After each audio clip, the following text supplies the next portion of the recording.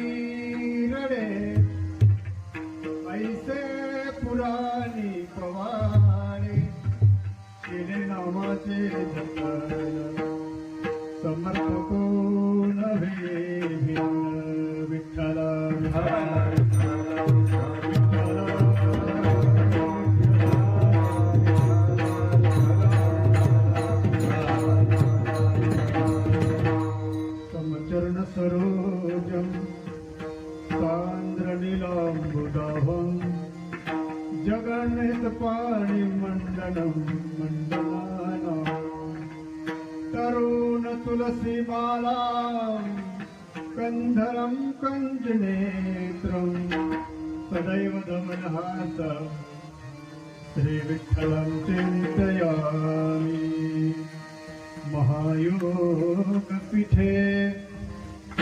तटे भीमरथ्यां वरं पुण्डरीकाय दातुमिन्द्रैः समागत्य तिष्ठन्तमानन्दकन्दम् परब्रह्मलिङ्गं भज पाण्डुरङ्गम् मंगलमूर्ति मारुतनंदन मंगलमूर्ति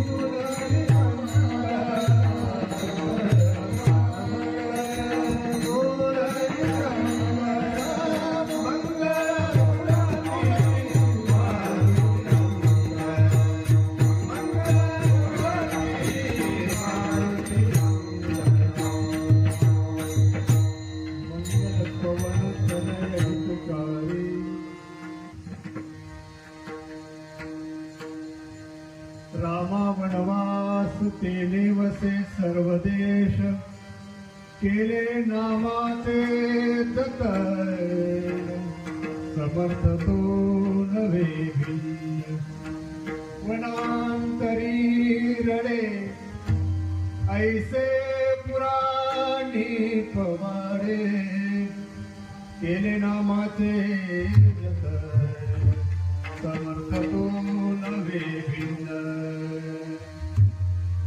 तुका म्हणे ऋषीने ऐसे जाणोने का भ्रम केले नामाचे जतन समर्थ तो नवे भिन्न विठ्ठला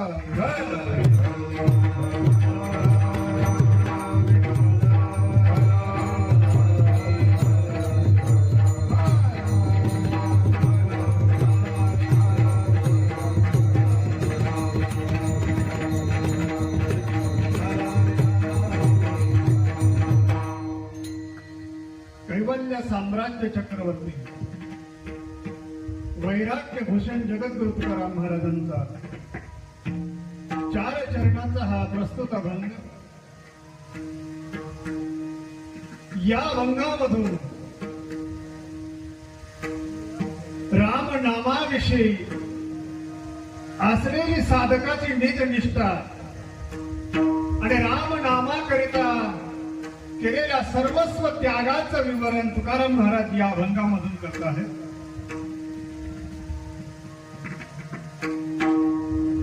आपल्या सनातन धर्म संस्कृतीमध्ये जो काही पावन चरित्र इतिहास साधू संतांचा आहे आणि साधू संतांच्या जीवन प्रणालीमध्ये आपलं सर्वस्व समर्पण करणारे जे काही महान साधू या महाराष्ट्र भूमीमध्ये झालेले आहेत त्या साधूंनी जी साधना केलेली आहे आपला धर्म आपली संस्कृती आणि आपले असलेले आचार विचार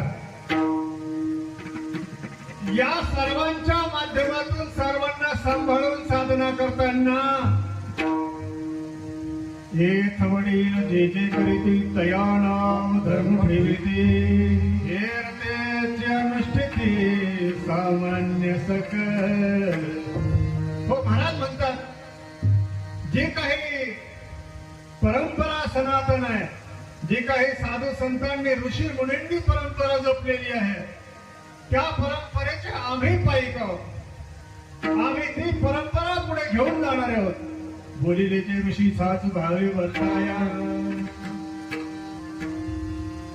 या न्यायाने या ठिकाणी तुकाराम महाराजांचा हा प्रस्तुत अभंग सेवेसाठी आहे.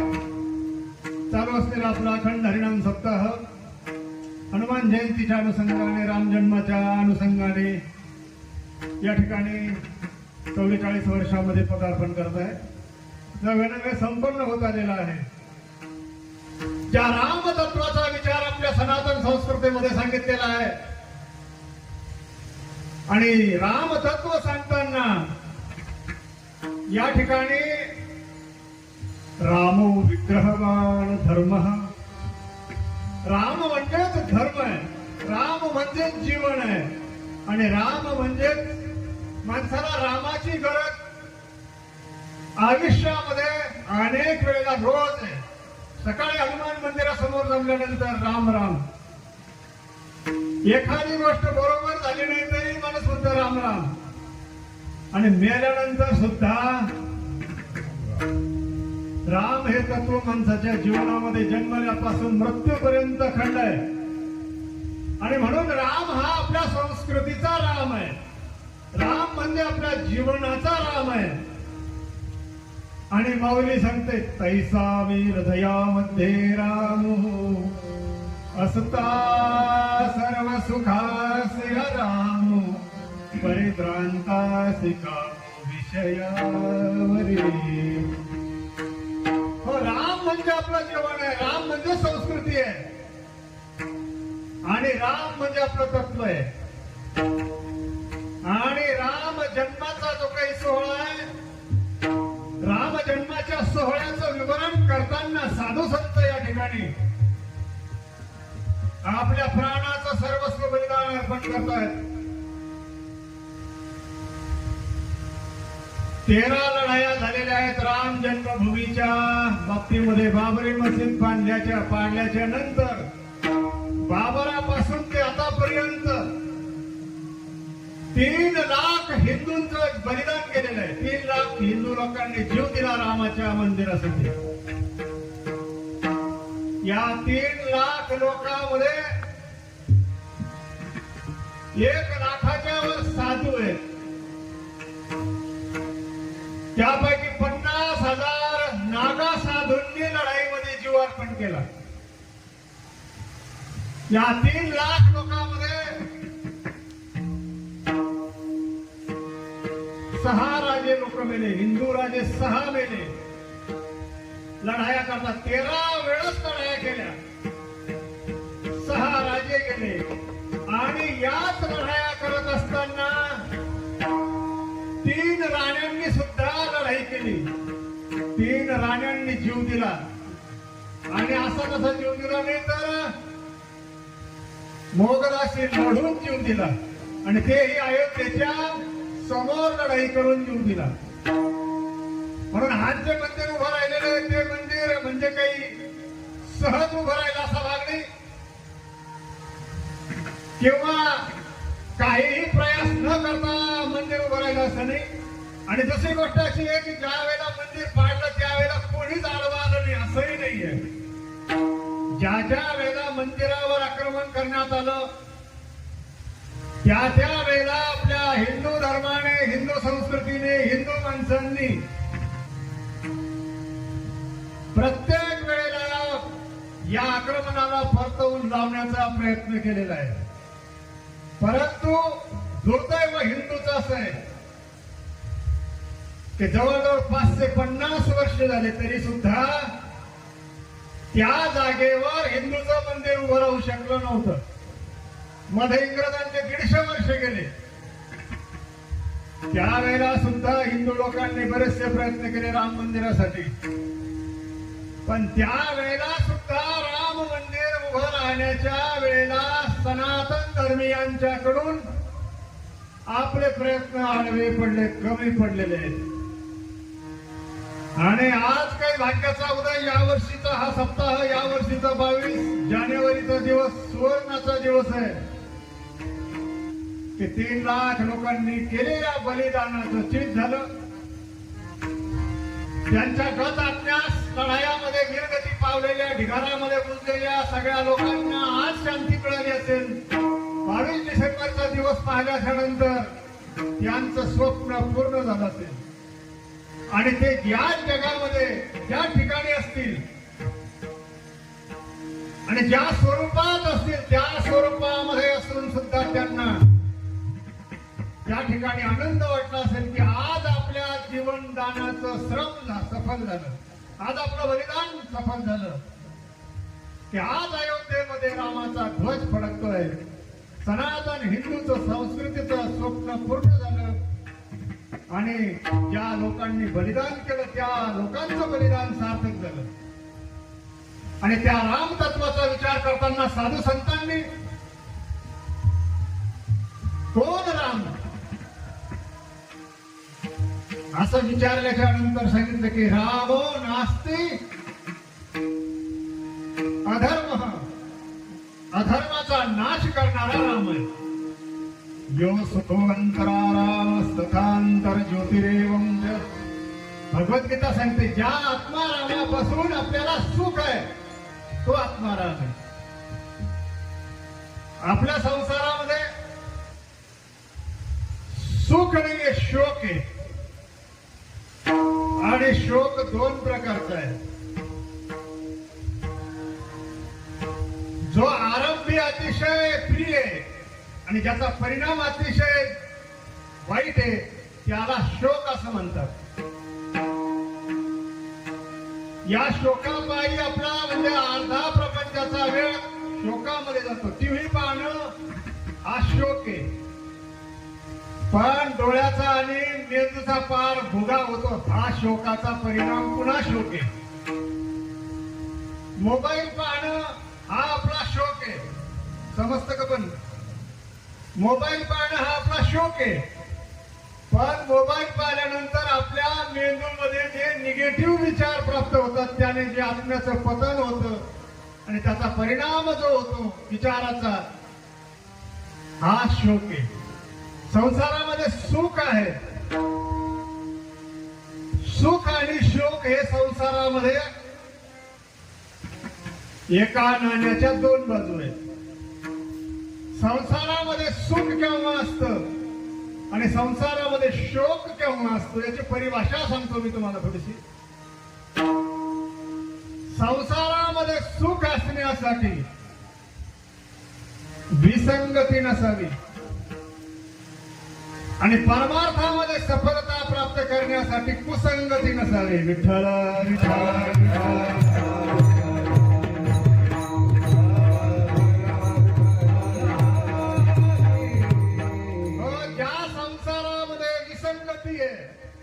तो संसारामध्ये सुख नाहीये. विसंगती कशाला म्हणणार? विसंगती याचा अर्थ एकानं जर एक केलं घरात तर दुसरा दुसरं करतो. पतीनं जर सांगितलं आज आमचं करायचं तर पत्नी दुसरं करते, याला विसंगती म्हणतात. बापाचे आणि मुलाचे दोन्हीचे विचार पुढंच ताळमेळ जर नसतील याला विसंगती म्हणायची. आणि जर असं संसार असं घर असेल विसंगतीने तर त्या घरामध्ये सुख नाहीये. भले पैसा असेल, भले त्या ठिकाणी शोक असेल, टीव्ही असेल, गाडी असेल, सगळं असेल, हे शोक झाला. पण याचा परिणाम अगदी शोकामध्ये सुखामध्ये नाहीये. पण ज्या घरामध्ये सुसंगती आहे, आता याच्या उलट आहे का? विसंगतीच्या ऐवजी ज्या घरामध्ये सुसंगती आहे त्या घरामध्ये काही गोष्टी कमी असल्या तरी चालतील पण सुख आहे. ज्या घरामध्ये एक विचार आहे त्या घरामध्ये सुख आहे. आणि म्हणून आपण विचार सांगत होतो की परमार्थामध्ये कुसंगती नसावी, संसारात विसंगती नसावी. विसंगतीचा जर परिणाम पाहिला तर अंत्य दुःखामध्ये होतो. विसंगतीमुळे घरात आत्महत्या होतात. विठ्ठला विठ्ठला विठ्ठला.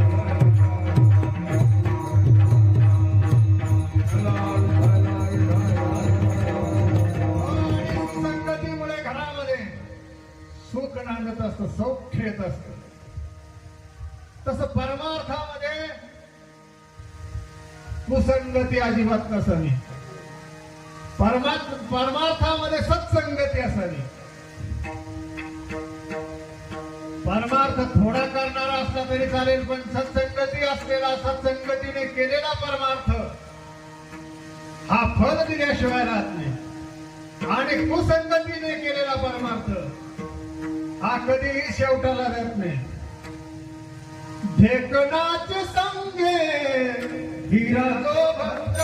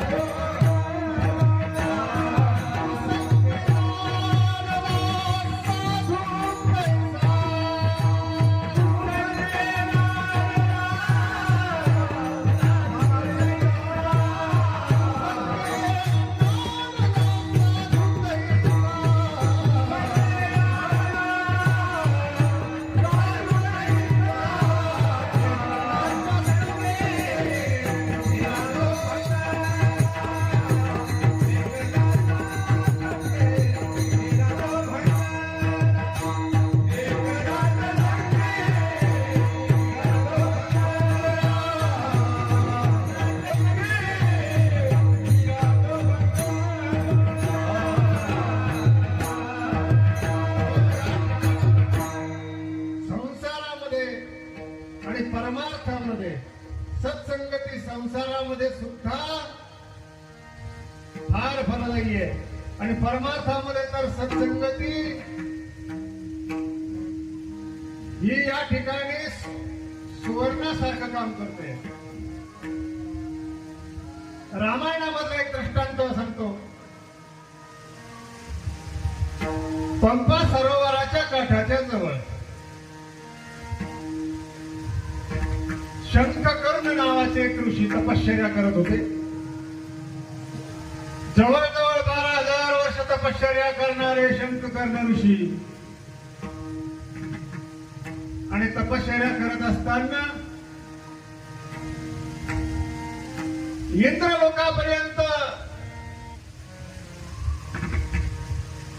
त्यांच्या तपाचं तेज पसरलं. इंद्र लोकांपर्यंत स्वर्गद्वारा समोर असा प्रकाश पडला. आता प्रकाश पडल्याच्या नंतर इंद्राने बाहेर येऊन पाहिलं, कशाचा प्रकाश आहे. पण लक्षात येत नाहीये इंद्राला नेमकं प्रकाश कशाचा आहे. आणि तेवढ्यामध्ये भगवान नारदाची स्वारी त्या इंद्रमुखामध्ये आली. आल्याच्या नंतर देवर्षींनी स्वागत केलं इंद्राचं. अहो धन्य तमं जन्म पुण्यात भवत दर्शनम साधू योगम. इंद्र म्हणतोय की आज तुमचं दर्शन झालं, धन्य आहे, आजचा पुण्य दिवस आहे, तुमचं दर्शन झालं. आदरातिथ्य केलं. मंचकावर बसवलेलं आहे. नारद स्वामींना विचारलं, महाराज आपण पृथ्वी लोकावरून आला हो, आणि हा जो एवढा प्रकाश भूलोकापासून स्वर्ग लोकापर्यंत आहे, कशाचं कारण आहे, काय कारण आहे. भगवान महादेव समाधीस्थ आहेत की काय. त्यावेळेला नारदाने सांगितलं की अरे म्हणे इंद्रा, हे दुसरं काय काही नसून शंखकर्ण नावाच्या ऋषीच्या तपाचं तेज आहे. तपाचे सामर्थ्य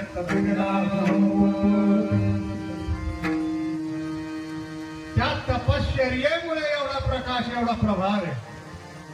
असं म्हटल्यानंतर नारद स्वामी निघून गेलेले आहेत आणि इंद्राला चिंता पडलेली आहे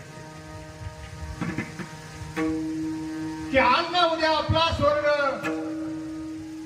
ऋषी घेऊन जाणार. काय उपाय करायला पाहिजे, काय उपाय करायला. रात्रंदिवस झोप नाहीये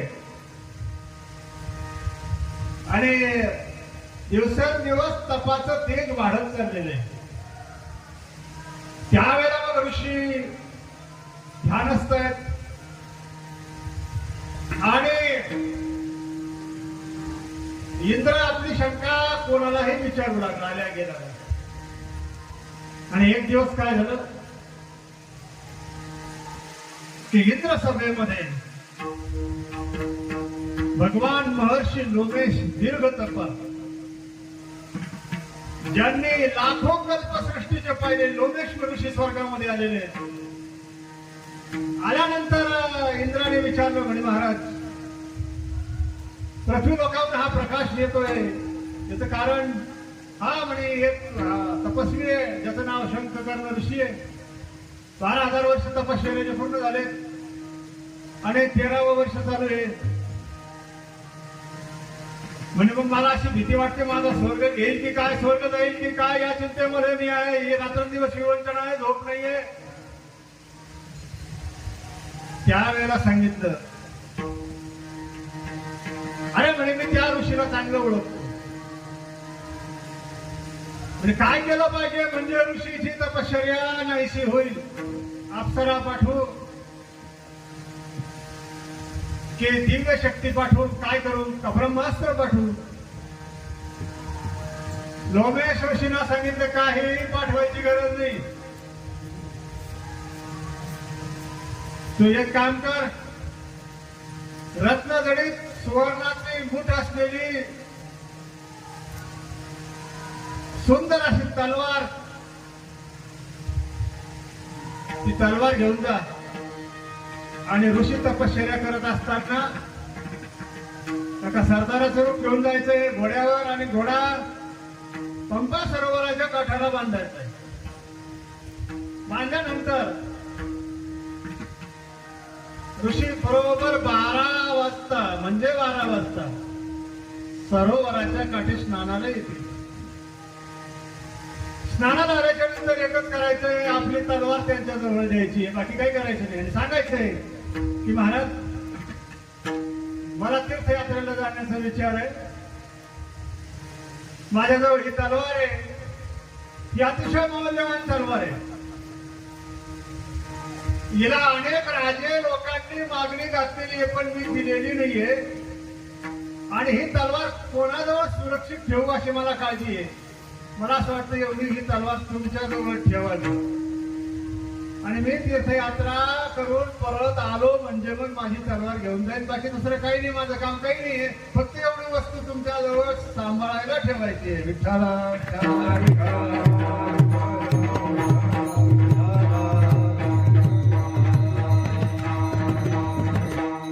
सांभाळायला ठेवायला दिलेली वस्तू आहे. त्याप्रमाणे इंद्र दुसऱ्या दिवशी लोमेश ऋषीचा सल्ला ऐकून पंपा सरोवराच्या काठाजवळ आलेले. सरदाराचं स्वरूप घेतलं. 12 वाजेची वेळ आहे. बरोबर 12 वाजता समाधी उत्थान होऊन ऋषी शंखकर्ण स्नानाला आले. स्नान झाले, संध्या झाली आणि संध्या झाल्याच्या नंतर परत ज्या वेळेला ध्यान धारणा करण्यासाठी कुटीमध्ये जायला निघाले त्यावेळेला इंद्र लगे पाया साष्टांग दंडवत घातलं आणि डोळायला लागले. अरे म्हणे कोण आहे तू, उठ म्हणे. सांगितलं की म्हणे मी सरदार आहे. बरं म्हणे मग काय कारण आहे. काय कारण नाही म्हणे महाराज, हे माझ्याजवळ तलवार आहे आणि मला तीर्थयात्रेला जाण्याचा विचार आहे. 3 महिने मला लागतील, काशी वृंदावन वगैरे तीर्थयात्रा करून येईल आणि माझी तलवार परत घेऊन जाईल. दुसरा काही उद्देश नाहीये. कोणाजवळ जर ठेवली तर माझी मौल्यवान तलवार मला वापस कोणी देणार नाही. आपण सगळे सिद्ध महात्मे आहात, आपल्या तलवारीचं काहीही काम नाहीये आणि तुम्ही मला वापस दिल्याशिवाय राहणार नाही, म्हणून तुमच्या जवळ ठेवायची आहे. म्हणून मी तुमच्या जवळ तलवार ठेवण्याकरता आलेलो आहे. मग ऋषीला वाटतं एवढंच काम आहे, बस म्हणे एवढंच काम आहे. ठीक आहे म्हणे, असं कर, माझ्या आसनाजवळ ठेवून दे. मग इंद्र गेले आणि त्या आसनाजवळ ऋषीच्या तलवार ठेवली आणि ऋषीचा निरोप घेऊन इंद्र स्वर्ग लोकांमध्ये गेले. आणि पुढे गेल्यानंतर 8 दिवस महिना असा झाला, म्हणजे ऋषीनं त्या ध्यानधारणा करायच्या वेळेला त्या तलवारीकडे पाहायचं. काय सुंदर तलवार आहे, काय सुंदर तलवार आहे. नंतर मग 15 दिवस झाल्यानंतर ती तलवार अशी उपसून पाहिल्यावर एकदम चमकाची विजेसारखी, काय भारी तलवार आहे. आणि असं म्हणता म्हणता इकडची साधना कमी होऊ लागली आणि स्वर्गापर्यंत गेलेला प्रकाश खाली खाली येऊ लागला. एक दिवस काय झालं तर त्या आश्रमाजवळ वानर काय, कुत्रे काय, काही काय असायचे, बरेच वर्णात आंघोळ करायचे काही वेळेला. आणि एक दिवस एक वानर त्या ऋषीच्या कुटीच्या समोरच्या झाडावर धुमाकूळ घालू लागलं, तिकडून तिकडे पूजा मारू लागलं, ऋषी जवळ येऊ लागलं. आता शस्त्राचा परिणाम, ऋषीने सहज तलवार काढली आणि फेकून मारले. फेकून मारल्यानंतर त्या वानराचा जागीच मृत्यू झाला. विठ्ठला विठ्ठला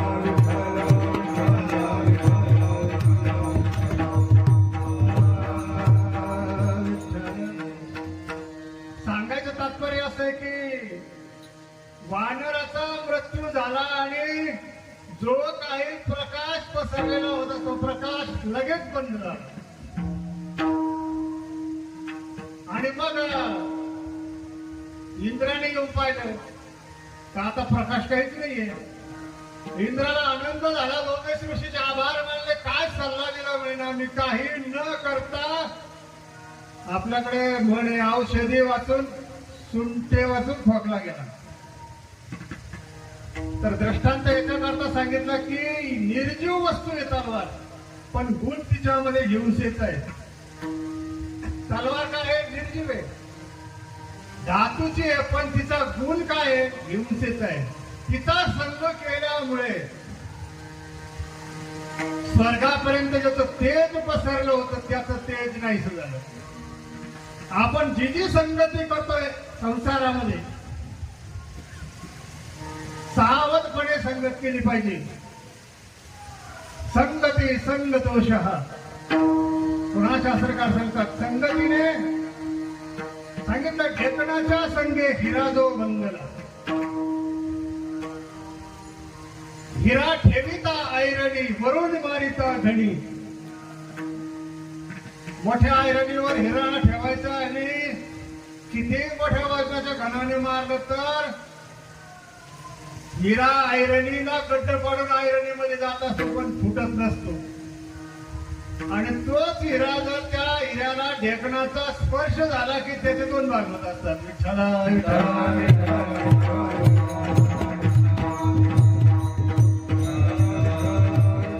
आता हिरा नाहीये आणि ढेकणंही राहिले नाही तर प्रचिती दोन्हीची आपण करून पाहिजे असते.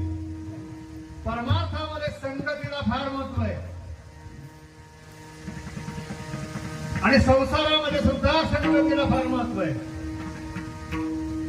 पुढची पिढी जर घडवायची असेल तर संस्कार नष्ट संस्कृतीमध्ये पुढली पिढी तयारच होऊ शकत नाहीये.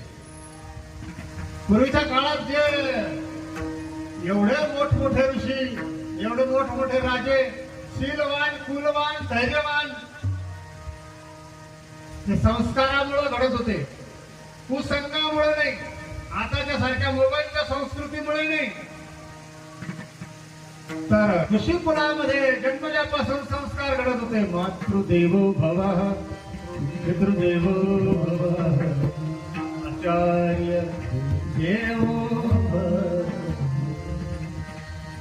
आणि म्हणून संस्कार घडत असल्यामुळे संस्कृती, आणि संस्कृती असल्यामुळे धर्मो रक्षते रक्षितः. 3 लाख हिंदूने जे प्राण अर्पण केले राम मंदिरासाठी, ते संस्कृती म्हणून केले, संस्कार म्हणून केले, आणि ध्येय म्हणून केले. एका ध्येयाने वेळे झालेल्या तत्वाच्या करिता हे सगळं केलं. रघुकुलामध्ये रघुकुल रीती सदाचरी आई, रघुकुल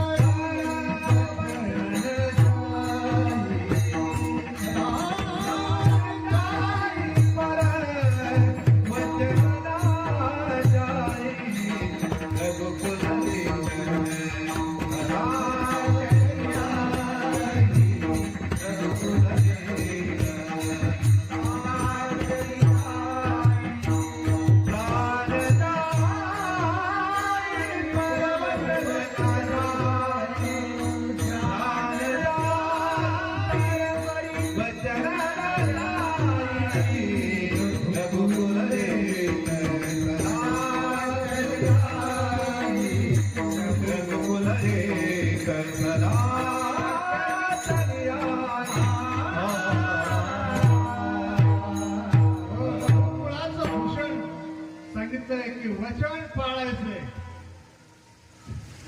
वचन मोडलं नाही. कैकेयीने दशरथाला सांगितलं, तू फक्त एवढंच म्हण, मी तुला वचन दिलेलं नाही, एवढंच म्हण, बाकी काय म्हणू नको. मी माझ्या भरताला घेऊन माझ्या माहेरी जाते, पण अयोध्येत पाय ठेवणार नाही, फक्त एवढं सांग, मी तुला वचन दिलं नाही. एखादा म्हणला असता, कधी मी तुला वचन दिलं. पण रघुकुल रीती सदा केली आई. प्राण दिले राजाने, पण वचन सोडलं नाही. आणि पितृवचन पुढारा, सीतेची वियोग द्वारा उद्धरी निशाचरा रघुनाथ. भावार्थ रामायण. नाथ महाराज म्हणतात, पितृवचन पुढारा. बापाने वचन दिलं ते पाळावं लागलं रामाला. ज्या वेळेला महाराज दशरथ इंद्राच्या बरोबर युद्ध करायला गेलेले असताना, देवासुर संग्रामामध्ये 100 असुराबरोबर पहिलं युद्ध झालं, त्यावेळेला महाराज दशरथ गेलेले असताना देवतांना विजय मिळालेला आहे, आणि विजय उत्सव साजरा करण्यासाठी स्वर्गामध्ये मोठी सभा भरलेली आहे, आणि सर्व देवतांना आमंत्रण आहे. सर्व देवतांना आमंत्रण असल्यामुळे सर्व देवता सभेमध्ये आहेत. गंधर्व आहेत, यक्ष आहे, सिद्ध आहे, चारण आहे, गुह्यक आहे. आणि राजा दशरथाला इंद्राने स्वतःच्या बरोबरच्या आसनावर बसून घेतलेलं आहे. तेवढा सन्मान असेल राजाचा. आणि मग बसून घेतलेला असताना झालेला प्रसंग असा आहे की शनिदेव भगवान त्या सभेमध्ये बसलेले होते, आणि त्यांचे डोळे बांधलेले होते. शनिदेवाचे पट्टी बांधलेली डोळ्यावर. दशरथ राजाने सगळ्या देवतांकडे पाहिलं निरखून, आणि पाहिल्याच्या नंतर पाहिलं की ह्या एका देवतेच्या डोळ्याला बांधलेले. विचारलं इंद्राला, म्हणजे महाराज, या देवतेनं या ठिकाणी डोळे का बांधून घेतलेले, काय कारण आहे? त्यावेळेला इंद्राने सांगितलं की हे राजन, हे भगवान शनिदेव आहे. आणि शनिदेवाची दृष्टी चांगली नाहीये, म्हणून शनिदेव देवसभेमध्ये कधीही डोळे उघडून ठेवून बसत नाही. आपली नजर कोणाला लागू नये, त्रास होऊ नये म्हणून शनिदेव काय करतात, आपल्या डोळ्याला काळा चष्मा लावून बसतात. विठ्ठला विठ्ठला विठ्ठला विठ्ठला असं म्हटल्यानंतर मग काय झालं, दशरथ राजा तरुण होते, योद्धा होते, विजय मिळवलेला होता. काही म्हणता म्हणे तुम्ही इंद्र महाराज, असं पण होत असतं का, दृष्टीनं काय होणार आहे. गेले आणि त्या शनिदेवाची दृष्टी बांधलेली ती पट्टी होती ती फटकन ओढली. आता ओढल्यानंतर साहजिकच शनिदेवाने दशरथ राजाकडे पाहिलं. पाहिल्यानंतर दशरथ राजाचं जे झटका बसला दशरथ राजाला, तर स्वर्गातून खाली येऊ लागले, वायू वेगाने खाली येऊ लागले. खाली येऊ लागल्यानंतर त्याच वेळेला 400 योजन स्वर्गापासून खाली दशरथ राजे येत आहेत आणि सूर्यमंडळामधून जटायू त्या ठिकाणी आपल्या पित्याला बघून जटायू पृथ्वी मंडळावर येत होता. आणि जटायूनं पाहिलं की स्वर्गामधून हा कोण येऊ लागलेला आहे खाली.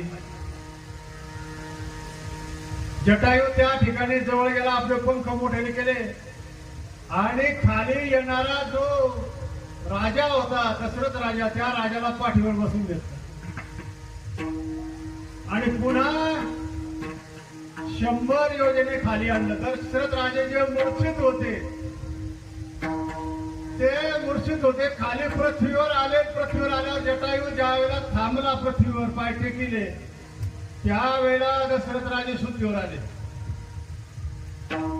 आणि मग पाहू लागले, पाहतात, मग विचारू लागले, मी स्वर्गात होतो इथं कसा. ज्याप्रमाणे अपघात झालेला माणूस दवाखान्यामध्ये शुद्धीवर आल्यावर म्हणतो मी दवाखान्यात कसा, मला पण आणलं. त्याप्रमाणे दशरथ राजाला ज्या वेळेला शुद्धी आली त्यावेळेला पाहिलं तर सगळे झाडं हे आजूबाजूला आणि पृथ्वीवर आपण स्वर्गात होतो आणि आपण या बसलेले पक्षावर. आणि विचारलं, हे पक्षीराज, भला मोठा पक्षी जटायू विचारलं की मी इथं कसा.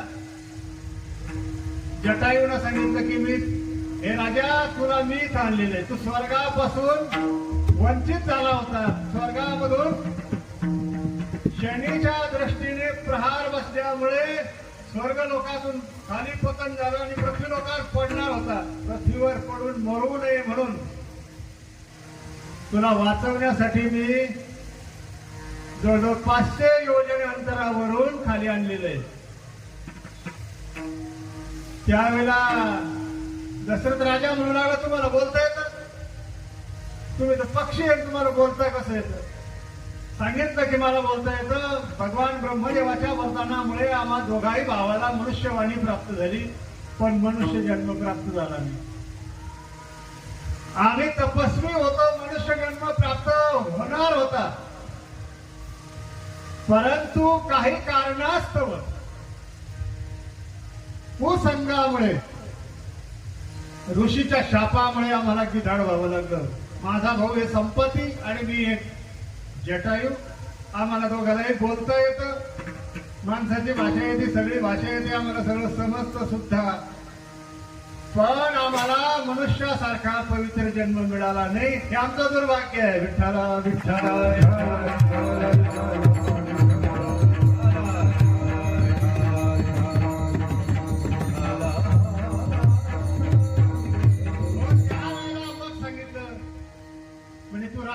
दिसतो कुठला आहे, काय आहे.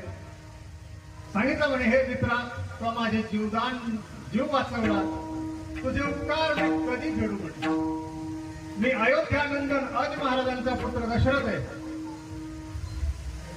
आणि मी स्वर्गामध्ये इंद्राला सहाय्य करण्यासाठी गेलो होतो म्हणे. सगळे हकीकत सांगितले. आज माझे प्राण वाचवले म्हणे, तुला काय पाहिजे ते मागून घे. जे तुला हवा असेल ते मी देऊ शकतो. आजपासून तू माझा मित्र आहे. असं म्हटल्यानंतर जटायू सांगू लागला. जटायू दशरथ संवाद आहे ऋषिकेश रामायणामध्ये. सांगू लागला जटायू, अरे म्हणे काय मागून घेऊ, फक्त मनुष्यवाणी आम्हाला आहे, याच्या व्यतिरिक्त दुसरं काही नाहीये. आम्हाला बाकीच्या कुठल्याही वस्तूचा काय उपयोग आहे. पण माणसा धन्य आहे म्हणे, माणसाचा जन्म धन्य आहे. आमचा पक्षाचा जन्म अत्यंत वाईट आहे. अंड्यातून पिलं काढायचे, पिलांना लहानचं मोठं करायचं, पिलांनी उडून जायचं आणि मराच्या वेळेला आम्ही राम भरोसे. मनुष्य सोडला तर कुठलेही प्राणी मराच्या वेळेला कोणाचीही वाट पाहत नाही. मराच्या वेळेला कोणत्याही मनुष्य सोडला तर कोणत्याही प्राण्याला भेटायला कोणी येत. म्हणजे मग काय इच्छा आहे. अरे म्हणे माणसं किती सुखी आहे. माणसाला जसं म्हातारपण येत चालतं तसं त्याचे मुलं त्याची काळजी घेत असतात. त्याचा आधार मुलं बनत असतात. संस्कृती अशी आहे की पुत्र वै नामतः, पित्याचं नाव पुत्र चालवत असतात. मला फार इच्छा होती म्हणजे मनुष्य होण्याची, आणि मला असं वाटलं होतं मनुष्य होईल, मला मुलगा होईल, मी त्याला लहानचं मोठं करील, त्याच्या मांडीवर मी प्राण सोडील. विठ्ठल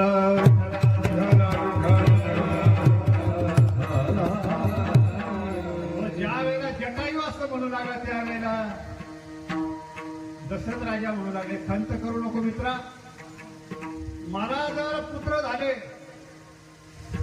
तर तुझ्या व्यवस्थेमध्ये एका मुलाला कायम ठेवील. अन्यथा ज्या वेळेस तुला वृद्धत्व येईल त्यावेळेला तू अयोध्येजवळ येऊन राहा, तुझी सगळी व्यवस्था मी ठेवीन. आणि बरोबर ठीक आहे म्हणे, फक्त एकच कर, आपल्या मैत्रीची आठवण ठेव. एवढं ठेवलं तरी पुष्कळ झालं. असं म्हटल्याच्या नंतर ज्या वेळेला जटायू म्हणे की हे राजा आता मला आज्ञा दे, त्यावेळेला सांगितलं नाही, मला माझ्या नगरीत घेऊन घाल. आमच्या नगरीत काहीतरी मुक्काम करतो, माझ्यावर फार उपकार केले, माझ्या आई वडिलांना भेट, आणि मग तू तुझ्या वनामध्ये दंडकारण्यामध्ये जाऊ शकतो. दंडकनाम अरण्यम वास्तव्य स्थानम. जटायू म्हणतो माझं राहण्याचं ठिकाण दंडकारण्य आहे. असं म्हटल्यानंतर मग मोठ्या प्रयत्नाने जटायूला दशरथ राजाने अयोध्येमध्ये नेलेले. अयोध्येमध्ये नेल्यानंतर महाराज आज यांनी पाहिलं दशरथ राजाच्या वडिलांनी, कोणी मायावी राक्षस आलेला आहे की काय म्हणून बाण काढला, अग्निबाण. बाण सोडणार तेवढ्यात इंदुमती धावत आली. राजा अजाची पत्नी दशरथ राजाची आई म्हणजे महाराज रघुकुल रीत अशी नाहीये की आपण लागोलाग कोणावरही शस्त्र उचलावं. समोरचा माणूस जोपर्यंत शस्त्रवार करीत नाही तोपर्यंत आपण शस्त्र उठायचं नाही, ही रघुकुल रीत आहे. असं म्हणल्यावर राजाने बाण खाली घातला आणि तेवढ्यात पाहिलं तर आपला मुलगा या पक्षाच्या अंगावर बसले. मग त्या मुलाला दशरथ राजे उतरले म्हणे महाराज इथं थांबा म्हणे आता. मग वडिलाला भेटले आणि सांगितलं की यांनी माझा जीव वाचवलेला आहे, यांचं ऋण काय ऋण फेडायचं आपण. सांगितलं म्हणे यांना आपल्या तिथं राहू द्या, 8-10 दिवस राहू द्या. किती दिवस राहिलं चालन, यांच्या फराळ पाण्याची नाश्त्याची सोय आपल्याकडे. सेवकाला सांगितलं 2 मरेल गाई घेऊन या. यायला काय लागत होतं खायला, तिथं काय खात असते. 2 गायी सापडून आणल्या आणि 2 गायीमध्ये 15 दिवस रोज पोहे, रोज नाश्ता. सांगितलं की आता जटायू म्हणतो की आता तुमचा भरपूर समाचार घेतला, आता मी दंडकारण्यामध्ये जात आहे. ठीक आहे म्हणे, दंडकारण्यात जा. जातो म्हणे, पण एक वचन बरं का म्हणे, काय माझ्या अंतकाळाच्या वेळेला मात्र तुझ्या मुलाकडून अंत्यसंस्कार झाला पाहिजे,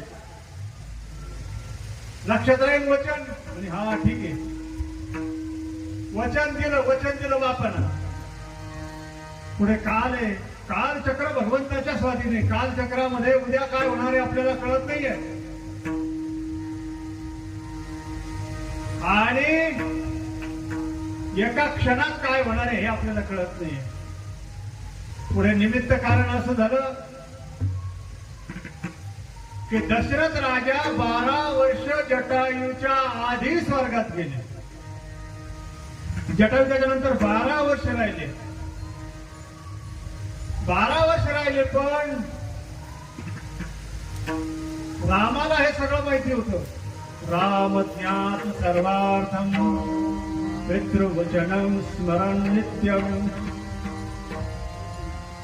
महर्षी वाल्मिकी सांगतात आपल्या सुपुत्राला की हे लवकुश, रामाला सगळं माहिती होतं की वडिलाने वचन दिलेलं आहे, वडील जिवंत नाहीये, आणि वडिलाने वचन दिलेलं आहे या पक्षाला की त्या पक्षाचा अंतकाळ करण्याच्या वेळेला माझा पुत्राच्या हातून अंत्यसंस्कार होईल. आणि हे रामाला माहिती होतं, आणि म्हणून दंडकारण्यामध्ये असलेल्या सुतीक्ष्ण मुनी असो, शरभंग ऋषी असो, अगस्त्य मुनी असो, हे सगळं आपण रामायणामध्ये पाहिलेलं आहे. या शरभंग ऋषीला ब्रह्मलोकात जायचं होतं, पण ब्रह्मलोकात जायचं सोडून रामासाठी थांबले, आणि मोक्ष पदाला जाण्यासाठी थांबले. शबरीला सुद्धा ब्रह्मलोकाला जायचं होतं, पण रामासाठी 84 वर्षाचं वय होईपर्यंत थांबले. यांच्याकरिता रामाला दंडकारण्यामध्ये यावं लागलं. आणि दंडकारण्यामध्ये या ऋषीचा उद्धार झाल्यामुळे, राम आल्यामुळे, रामाच्या पदस्पर्शामुळे दंडकारण्याचा शाप नष्ट झाला. आणि दंडकारण्याचा शाप नष्ट झाल्यामुळे या भूमीवर जिथं राक्षसाचे राज्य होतं, जिथं राक्षस रोज मांस भक्षण करायचे, जिथं राक्षस रोज यज्ञ घडून घ्यायचे, त्या दंडकारण्यामध्ये ऋषींना मारायचे, त्या दंडकारण्यामध्ये पुन्हा यज्ञयाग सुरू होण्यासाठी, पुन्हा यज्ञभूमी निर्माण होण्यासाठी, आणि पुन्हा नामभूमी निर्माण होण्यासाठी रामाला यावं लागलं. तुकाराम महाराज म्हणतात, राम आले म्हणून रामराज्य झालं. आणि या दंडकारण्याचा कायापालट झाला म्हणून या वनामध्ये आले. या भक्ताच्या पहिल्या चरणामध्ये रामावनवास रामा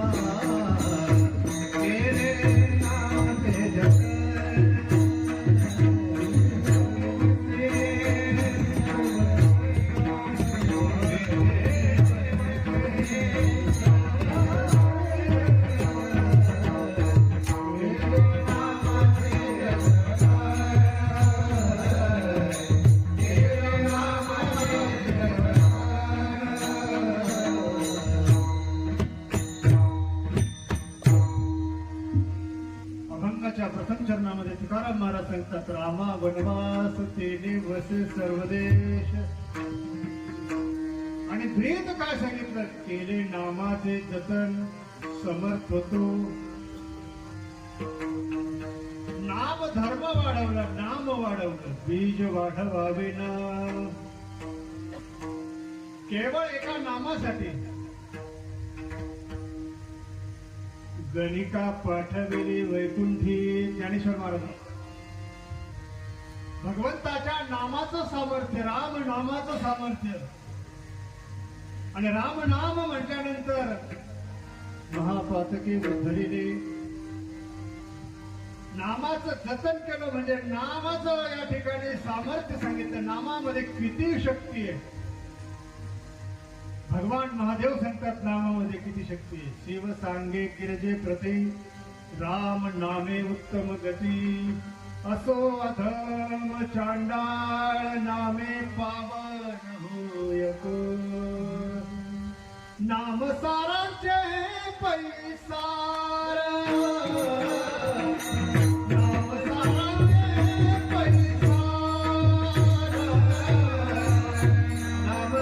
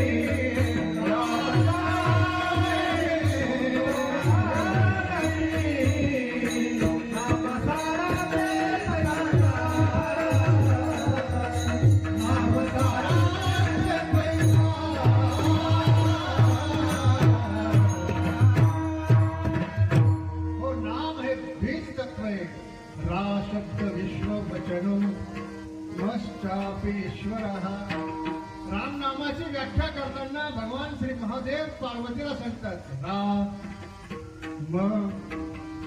रा शब्द विश्व वचनो मश्चापीश्वर वाचक राम म्हटल्यानंतर राम म्हणता रामची होई राम म्हणता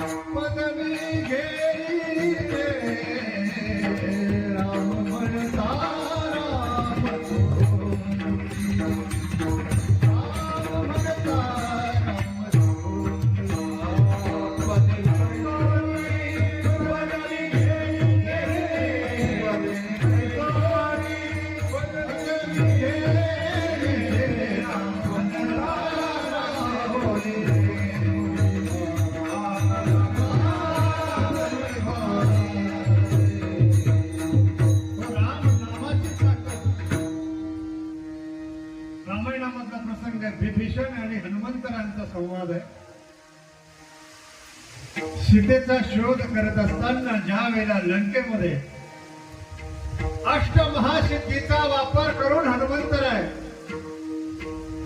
4 दिवस शोध घेत होते. 4 दिवस झाले. अणिमा महिमा लघिमा मूर्तिमा अष्टमहासिद्धीचा वापर करायचा. कधी इतकं सूक्ष्म व्हायचं की माणसाच्या डोळ्याच्या पापणीत बसले तरी दिसायचं.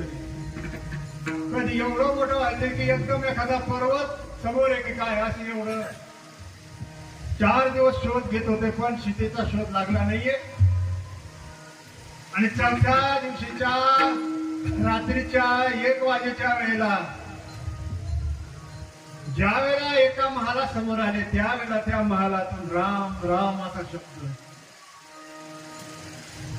आणि दारावर पाहिलं तर रामने विचार केला की या लंकेमध्ये रावणाचं अधिपत्य असताना सर्व सम्राट रावण असताना या ठिकाणी राम आणलेले आणि रात्री रामाचा ध्वनी कानावर येतो. दरवाजा बंद आहे. ताबडतोब त्या ठिकाणी अणिमा सिद्धीचा उपयोग केला आणि इतके सूक्ष्म झाले की त्या दरवाजामधून बारीक हवा येत होती. त्या हवेमधून सुद्धा बारीक झाले आणि मध्ये महालात प्रवेश केला. प्रवेश केल्यानंतर विभीषण आसनावर बसलेले,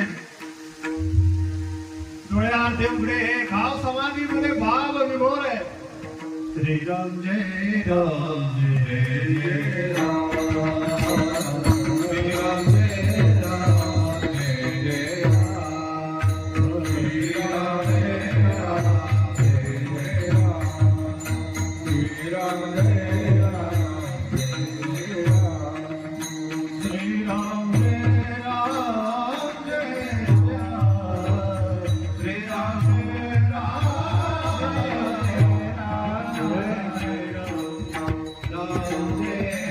राम, श्रीराम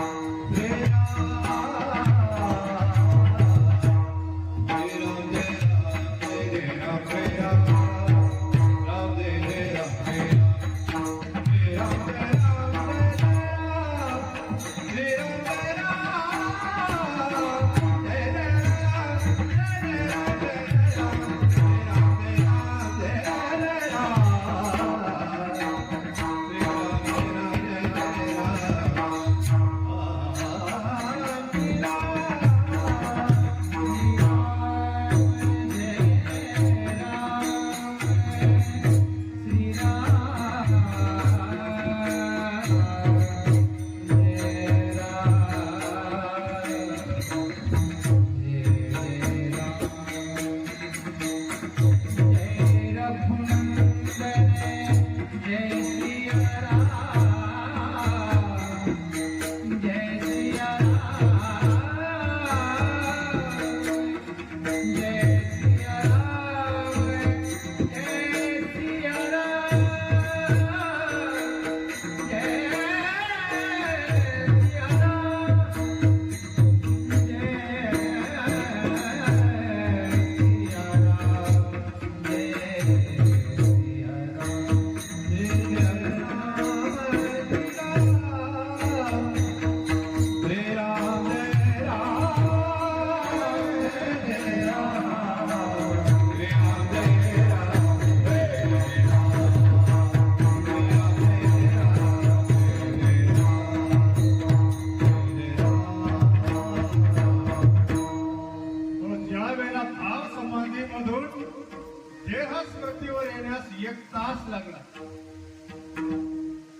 आणि 1 वाजता आले होते. 2 वाजले, 2 वाजल्याच्या 10 मिनिटं झाले. त्यावेळेला पाहिलं, डोळे उघडले. डोळे उघडल्यानंतर हनुमंतरायाने समोर प्रकट झाले. हनुमंतराय आणि लोटांगण घेतलं चरणावर.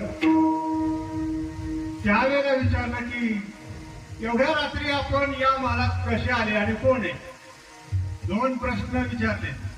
आपण कोण आणि एवढ्या रात्री या महालात कसे आले?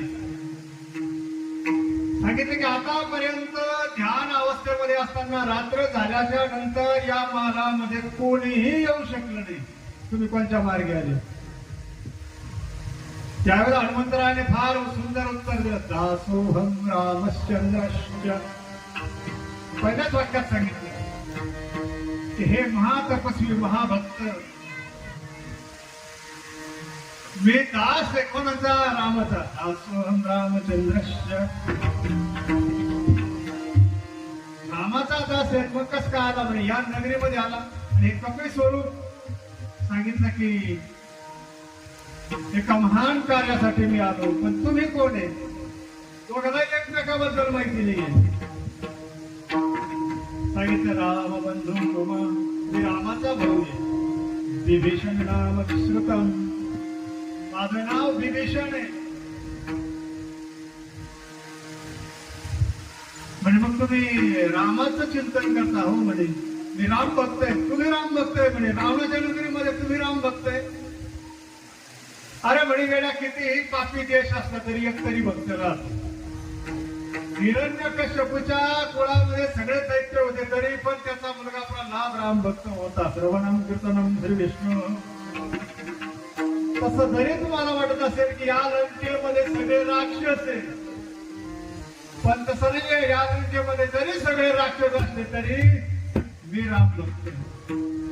हनुमंतरायाने विचारलं तुम्ही रामाला पाहिलेलं आहे? विभीषण थोडे थांबले आणि सांगितलं नाहम जानामि राम. हे महात्मन, मी रामाला पाहिलं सुद्धा नाही. रामाची आणि माझी अजूनपर्यंत भेट झाली नाही. परंतु रामचरितम पुण्यम श्रवणम कीर्तनम, मी रामाचं पुण्यवान चरित्र श्रवण केलेलं आहे आणि म्हणून त्या चरित्राचं चिंतन करतोय.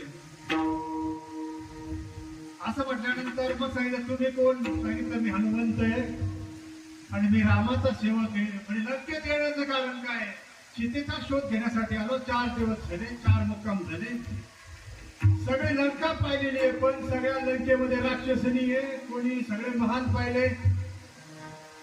सीता ही कशी आहे हे मलाच माहिती नाही. म्हणजे मग तुम्ही सीतेच्या शोधासाठी आले, तुम्ही सीतेला पाहिलेलं आहे का? विभीषणाने प्रतिप्रश्न केला हनुमंताला.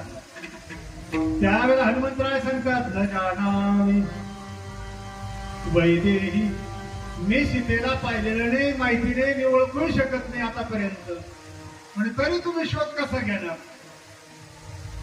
म्हणजे तेच तर मोठा वरगाम आहे. मी शोध घेणार कसा? मी पाहिलेलं नाही. त्यावेळेला मग विभीषणाने सांगितलं अशोक नाम वनम सागरम. अशोक वनामध्ये सीता त्या ठिकाणी वैदेही आहे आणि त्या वैदेहीच्या मुखामध्ये केवळ आणि केवळ जय रघुनंदन जय सिया राम.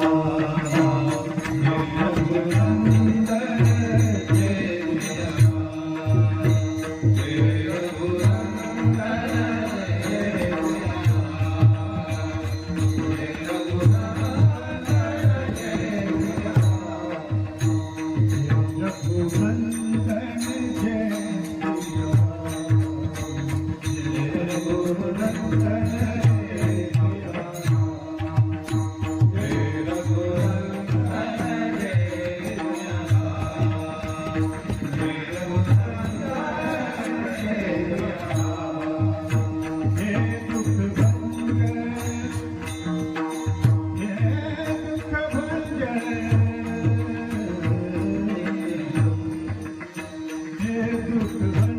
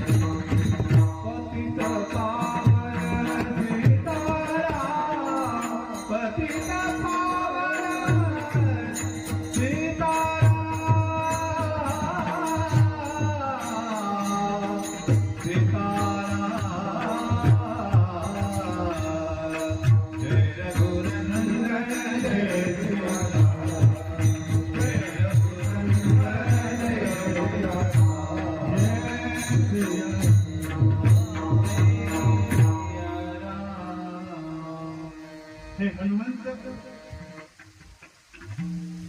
मी तुला सांगतो सीता अशोक वनामध्ये शोकम न वनम येथे अशोक. अशोक वनाची व्याख्या, ज्या वनामध्ये दुःखच नाहीये त्या वनामध्ये सीता आहे. शत्रूच्या घरी आहे, शत्रूच्या वनामध्ये, राक्षसांच्या पहाऱ्यामध्ये, तरी पण तिला दुःख नाहीये. त्याचं कारण तिला अनेक प्रकारच्या सिद्धी दंडकारण्यामध्ये दिलेल्या आहेत अति अनुसयेने.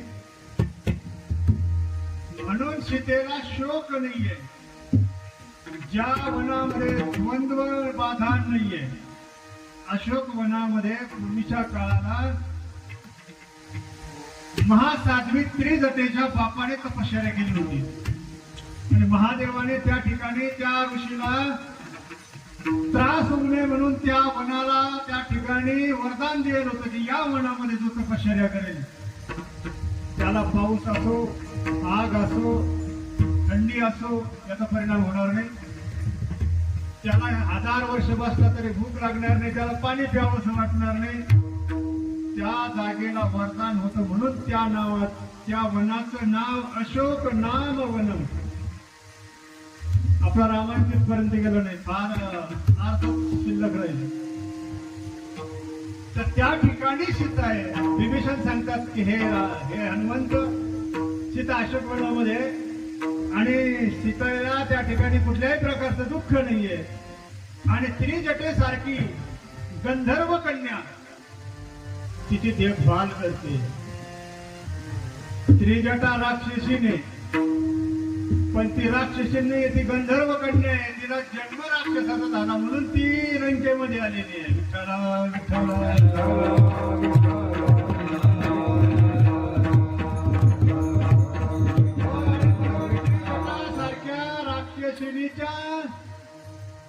सहवासात सीता आहे. नाही, गंधर्व कन्येच्या सहवासात सीता आहे. तिचं जरी राक्षसाचं शरीर आहे तरी पण तिचं अंतःकरण आणि तिचं ज्ञान हे देवकन्येचं आहे.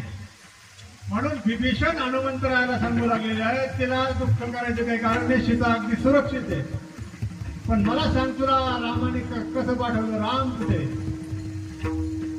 आता हनुमंत सांगू लागले की राम हे लवकरच श्रीलंकेमध्ये प्रवेश करतील, फक्त आम्हाला सीतेचा शोध करण्याचं सांगितलेलं आहे. आणि भगवान श्रीराम सुग्रीवाला राजा करून लवकरच इकडे येणार आहेत. नेमके सीतेचा शोध लागला म्हणजे वानर सैन्यासह राम या ठिकाणी येणार आहे. राम येणार हा शब्द ऐकल्याबरोबर विभीषण ताडकन उठून उभा राहिला आणि वेड्यासारखा विचारू लागला. हनुमंतरायाला मिठी मारली आणि सांगितलं की बंधू, केवढी आनंदाची वार्ता सांगितली तू आज. आणि मी डोळ्यात तेल घालून रामाचा आतापर्यंत जप करत होतो. ज्या रामाचं ध्यान करण्यामध्ये बराच काळ घालवला, बऱ्याच रात्री त्या रामाचं चिंतन करण्यामध्ये घालवल्या. तो राम जर भेटण्यासाठी येत आहे, मी आतुर झालेलो आहे. भक्त म्हणून मी रामाला भेटणार आहे, रावणाचा भाऊ म्हणून नाही. पण ज्या वेळेला भेट होईल त्यावेळेला हे हनुमंतराय तू एकच काम कर की आज आपण जे बोलतोय, भेटलोय, माझं अंतःकरण कसं आहे, राम माझ्यावर विश्वास ठेवणार नाही. त्यावेळेला मात्र तुझं काम आहे की रामाला सांग मी कसं आहे म्हणून. विठ्ठल विठ्ठल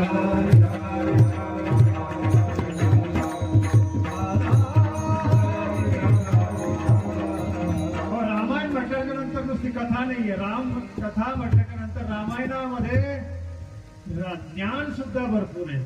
भक्त कसा असतो, भक्त कसा असावा आणि भक्ताचं अंतःकरण कसं आहे हे रामाला पटणार नाही.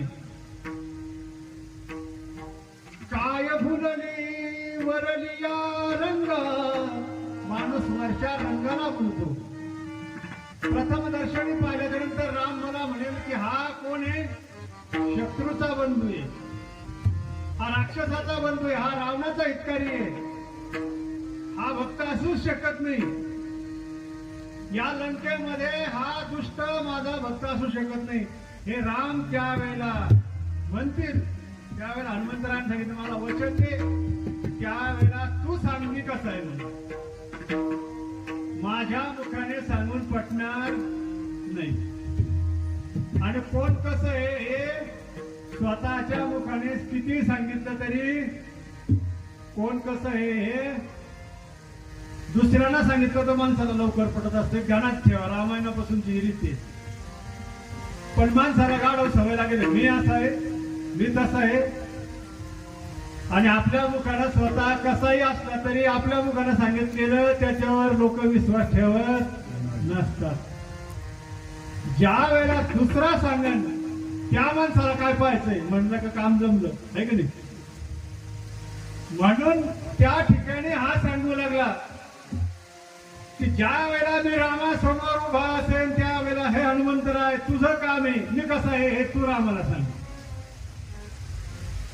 आता तुला सीता पाहिली नाही पण सीता कशी आहे हे मी तुला सांगतो. तपत्तेज पूतम मूर्तिम केवळ आणि स्वरूपम. सीतेचं वर्णन सांगू लागला. आता कोण विभीषण की सीता म्हणजे केवळ तेज आहे, सीता म्हणजे केवळ तप आहे, सीता म्हणजे केवळ अग्नी आहे. रावणच काय सीतेच्या जवळपासही ब्रह्मदेव सुद्धा फिरकू शकणार नाही एवढं तेज आहे तिच्या जवळ. तो काय विचार करतो म्हणे की रावण तिच्या पुढे कसपट आहे, रावण काहीही करू शकत नाही. हे माझं वाक्य आहे म्हणे. जा म्हणे अशोकवनामध्ये तिथं सीता आहे, तिला पाहिल्याबरोबर तुला कळेल की सीता म्हणजे सामान्य स्त्री नाही, सीता म्हणजे मंदोदरी नाही. त्यावेळेला हनुमंतराय म्हणतात मी ज्या वेळेला 4 दिवसापासून भ्रमत होतो, 4 दिवस स्त्रिया पाहिल्या, पण मला असं वाटलं याच्यातच सीता असेल. बरं झालं तुम्ही सावध केलं आणि सांगितलं की तुम्ही म्हणता तर मी तुम्हाला वचन देतो. हे माझं वचन आहे राम भक्ताचं. कोण म्हणतं हनुमंतराय. ज्या वेळेला रामाचं आणि तुमचं मिलन होईल, राम आणि तुमची भेट होईल, त्यावेळेला तुम्हाला स्वीकारण्याची जबाबदारी माझी. तुम्हाला परतून लावणार नाही राम याची गॅरंटी माझी. कारण राम माझ्या नसानसामध्ये हनुमंतराय म्हणतात. आतापर्यंत माझ्या रोम रोमामध्ये राम आहे. बाष्पवरी परिपूर्ण लोचनम मारुत नमत राक्षसांतकम यत्र यत्र रघुनाथ कीर्तनम तत्र तत्र कृतमस्तकांजली. हनुमंतराय सांगतात की राम कसा आहे. अरे म्हणे राम कोणालाही दूर लोटू शकणार नाहीये.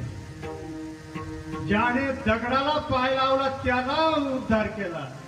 शिळा होती मनुष्य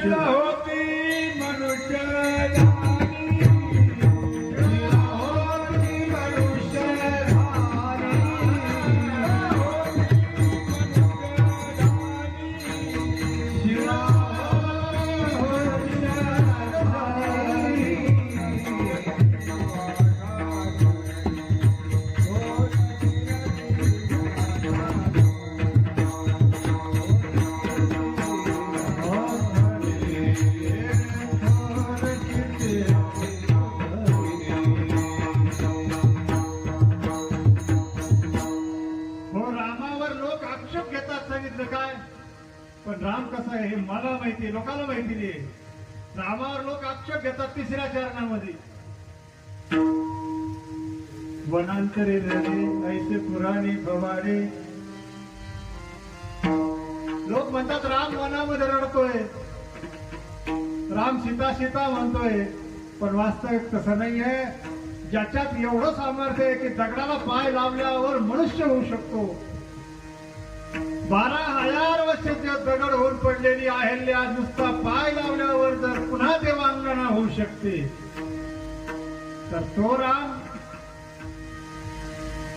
या ठिकाणी अहम ज्ञात सर्वम राम. हनुमंतराय म्हणतात राम मला माहिती राम कसा आहे. ज्याने देवांगना केली दगडाची तो राम तुला कधी तुझ्यासारख्या भक्ताला तर दूर करणारच नाही. तू या निर्जन स्थानामध्ये एकांतामध्ये रात्रंदिवस ज्याचा जप करतो याचं बक्षीस तुला राम देईल. हनुमंतरायानं वचन देऊन ठेवलं, काही नसताना सांगितलं की तू केलेल्या भक्तीचं फळ राम तुला दिल्याशिवाय राहत नाही. माझं वचन मिळेल तुला. रामाने कोणालाही रिक्त हस्ते पाठवलं नाही. तुझं जीवन तुला त्याचं बक्षीस मिळेल म्हणे. ज्याने सुग्रीवाला राज्य मिळवून दिलं तो तुझं ऋण ठेवणार नाहीये.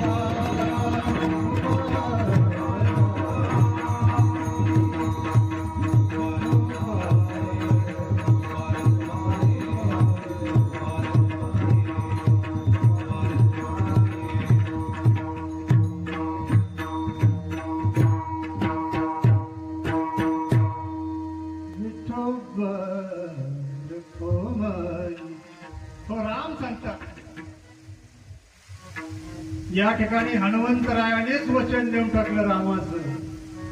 आणि हनुमंतराय सांगतात की रामाला रावण मारणं काही अवघड होता अशातला भाग नाही. माणसं मारणं देवाला अवघड आहे का? माणसाला माणसं मारता येतात, देवाला माणसं मारता येणार नाही. ज्याप्रमाणे माणसाला गाई बकरे काहीही मारता येतं त्याप्रमाणे देवाला राक्षस मारणं काही अवघड आहे का? काहीच अवघड नाहीये. देवाला या ठिकाणी राक्षसाचा वध करण्यासाठी अवतार घ्यावा लागला असं एक कारण आहे. हे लघु कारण आहे. पण अवतार कार्याचं भिन्न कारण आहे, जे सूक्ष्म कारण आहे ते म्हणजे ऋण फेडावया अवतार केला. देवाला दैत्य मारणं अजिबात अवघड नाहीये. देवाला माणसं मारणं अवघड नाहीये. किती मोठा मंत्री असू द्या, रात्री जर झोपला तर सकाळी जाऊन पाहिलं तर तो देवाजवळ किती सोपा उपाय आहे. अटक पाठवल्यानंतर रावणाला जर अटक पाठवला असतं तर काय गरज होती एवढं कुठाने करायची, वानर जमा करायची आणि वनवासामध्ये फिरायची. रामा वनवास देणे वसे सर्वदेश केले नामाचे जतन समर्थको नवे भिन्न वनांतरी रडे ऐसे पुराणी पवारी. एवढं करायची काय गरज होती तुकाराम महाराज? कशासाठी एवढं केलं? कंसाला मारायचंच होतं तर कंसाला मारणं किती सोपं होतं. ज्याने केवळ 6व्या दिवशी पुतना मारली मग त्याला कंस मारता येत नव्हतं का? परंतु रामाला जर एवढं सहज शक्य झालं असतं तर लाखो वर्षाच्या तपश्चर्या करणारे जे ऋषी मुनी दंडकारण्य म्हणे होते, जे नेमनिष्ठ होते, जे नामनिष्ठ होते, भक्त त्याला म्हणायचं जो नेमनिष्ठ आहे. पहिली गोष्ट इकडे लक्ष करा. भक्त ज्याला म्हणतात ज्याच्याजवळ नेम आहे आणि मग दुसरी गोष्ट ज्याच्याजवळ नाम आहे. म्हणून सांगताना लिहिताना नित्य नेम नामी तो प्राणी दुर्लभ, नित्य नेम नामी तो प्राणी दुर्लभ.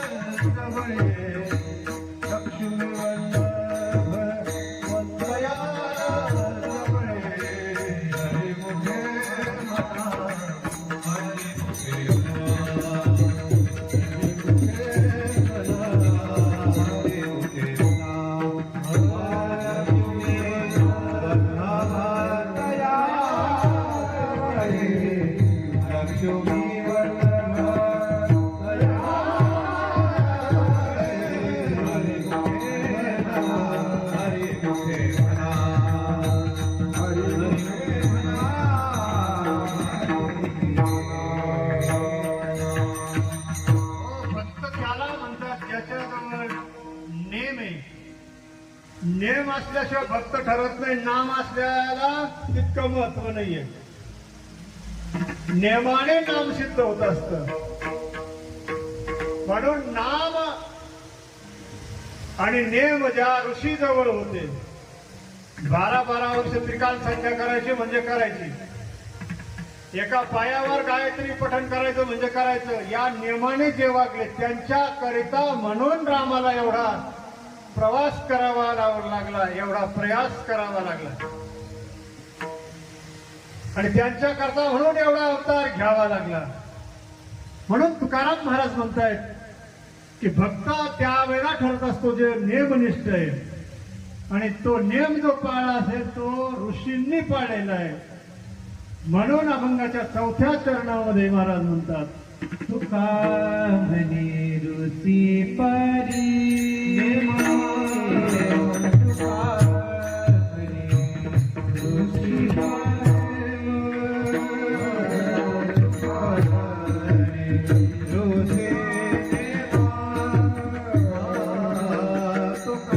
म्हणे ऋषी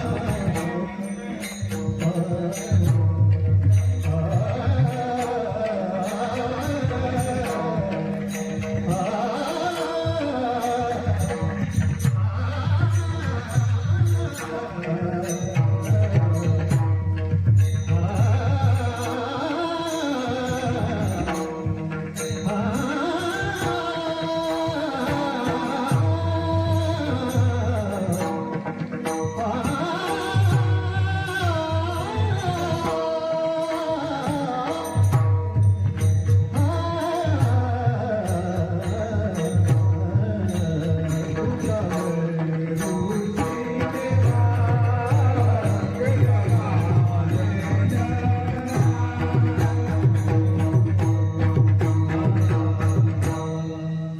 म्हणून नामाचं जतन करण्याकरिता या ठिकाणी श्रीराम अवतार लीला भगवंताने धारण केलेली आहे. आणि श्रीराम अवतार लीलेचं या ठिकाणी या अभंगामधून वर्णन तुकाराम महाराज करतात की देवचरित आणि दिव्य, जे दिव्य आहेत त्यांना देव म्हणतात. आणि म्हणून अभंगाचा या ठिकाणी समारोप करताना तुकाराम महाराज म्हणतात, भगवंताने ऋषींच्या करिता अवतार लीला केली, भक्ताच्या करिता देवाने या ठिकाणी आपलं दिव्य असं रामचरित आचरण करून दाखवलं. आणि म्हणून या ठिकाणी ऋषी नेम तुका म्हणे ऐसे जाणोनिका, केले नामाचे जतन समर्पतो नवे भिन्न.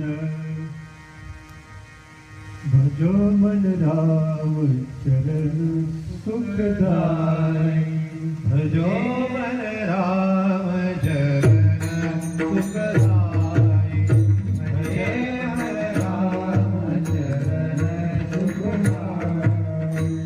राम चरण सुखदाय, राम चरण सुखदाय, भज मन राम चरण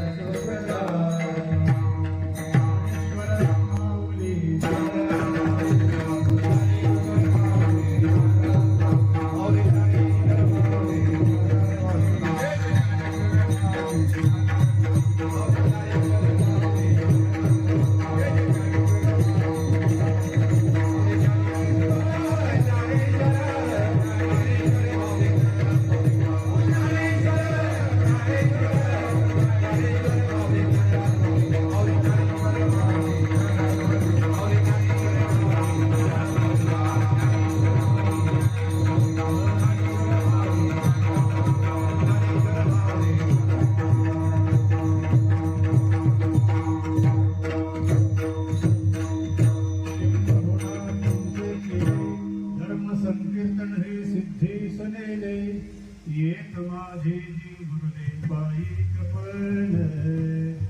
प्रभो तुम्ही महेशाची आरती, मी दुबळा अर्चित से भक्ती. मनोन बोल जरी गंगावाती तरी स्वीकारान. जय विठ्ठल जय हरी विठ्ठल जय